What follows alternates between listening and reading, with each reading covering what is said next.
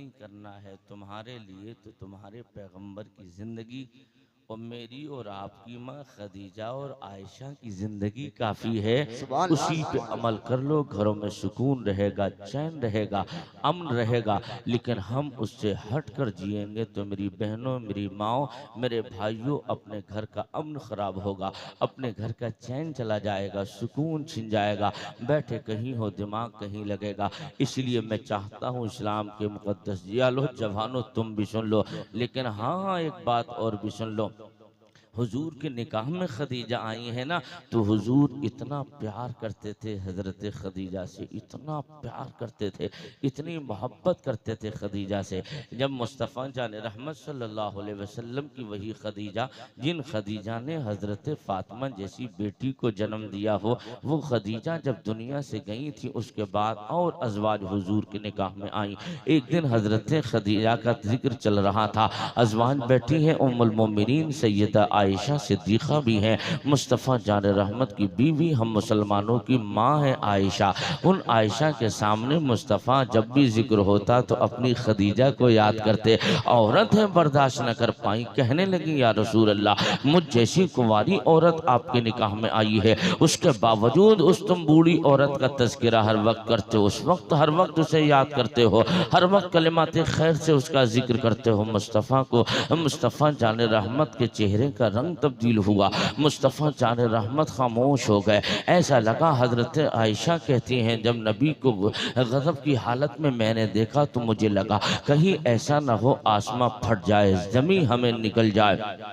جب کافی دیر کے بعد سکون آیا تو مصطفیٰ نے اپنے نرم لہجے میں کہا عائشہ آج کے بعد میری خدیجہ کو اس طرح مت کہنا، سن خدیجہ عائشہ تم تو اس زمانے کی ساتھی ہو، جب زمانہ میرے آگے پیچھے چل رہا ہے، خدیجہ اس دور کی میری ساتھی تھی، جب کوئی اپنانے کو تیار نہیں تھا تو خدیجہ نے اپنے مال کے خزانے میرے اوپر لٹائے تھے، اس کا ذکر نہ کروں تو یاد رکھنا اگر بیوی سے محبت کرنا ہے تو مصطفیٰ کی زندگی سے دیکھو، ماں باپ کو پیار دینا ہے تو نبی کی زندگی آپ کے لیے نمونہ عمل ہے۔ ایسا نہیں بیوی کے حق نہیں، ہاں اس کے بھی حقوق ہیں، لیکن ماں باپ کے اپنے حقوق ہیں، ماں باپ کو ان کا حق دینا پڑے گا، بہن بھائیوں کو ان کا دینا پڑے گا، بیوی کا دینا پڑے گا، اور سسرال والوں کو ان کا دینا پڑے گا۔ یہ مزاج اپنے اندر سے نکالو جو آج ہمارے یہاں پیدا ہے۔ اگر لڑکے کا رجحان لگاؤ، اگر سسرال کی جانب تھوڑا بڑھ گیا تو کہتے ہیں یہ تو ان کا غلام ہو گیا۔ میں آپ سے کہتا ہوں سسرال والوں سے محبت کرنا غلامی نہیں، یہ بھی حضور کی سنت ہے۔ حضرت سیدہ خدیجہ کے انتقال کے بعد آپ کی سہیلی جو آپ کی زندگی میں نبی کے پاس آتی تھی، وہی سے خدیجہ کی سہیلی جب مصطفیٰ کے پڑوس میں خدیجہ کے انتقال کے بعد آئی تو مصطفیٰ جان رحمت اندر آئے، پتہ لگ گیا، ان سے ملاقات کی، دعوت کر دی، اور اپنے گھر آنے کے بعد کا عائشہ اپنے گھر میں آج سالن میں شوربہ زیادہ کر لینا، میں نے خدیجہ کی سہیلی کی دعوت پہ اپنے گھر بلایا ہے۔ یہ پیار مصطفیٰ کر رہے ہیں،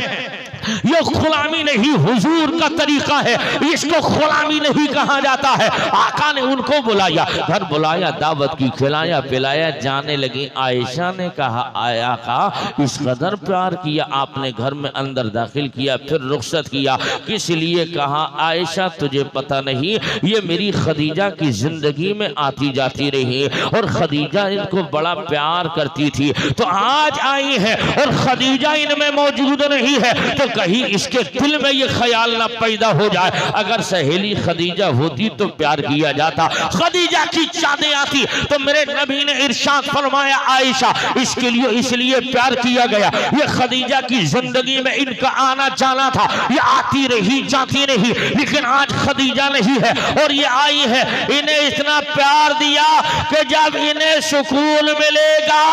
جب انہیں پیار ملے گا تو اس پیار سے میری خدیجہ کو قبر میں سکون مل جائے گا۔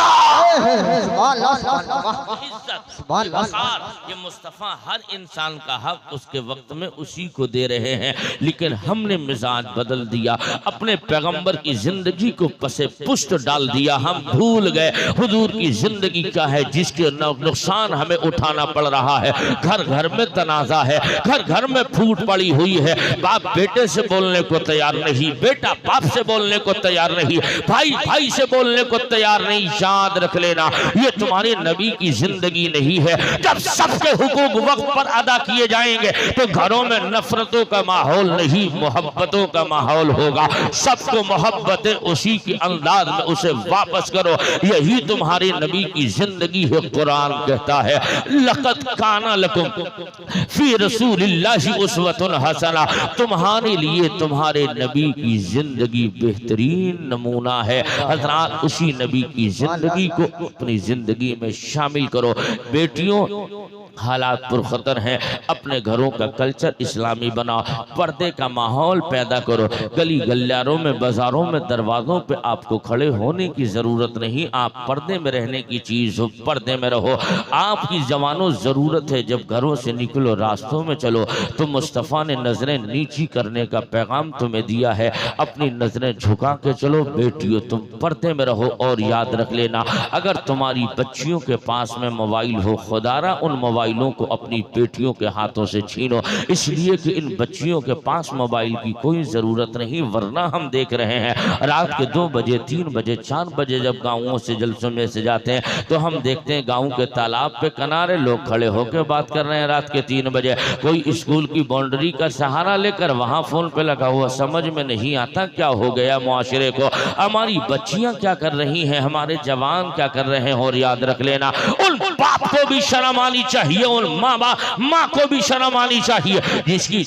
بیٹی بات کر رہی ہے اسے پتہ نہ ہو، جس کا بیٹا گھر سے غائب ہو کر رات کے 3 بجے گلی گلیارے چوک چوراہوں کھمبوں کی ٹیک لگا کر باتیں کر رہا ہو، اسے پتہ نہیں۔ اس کا مطلب پتہ دونوں کو ہے، مل بانٹ کر کے عزتیں نیلام ہو رہی ہیں، اور اس کا نتیجہ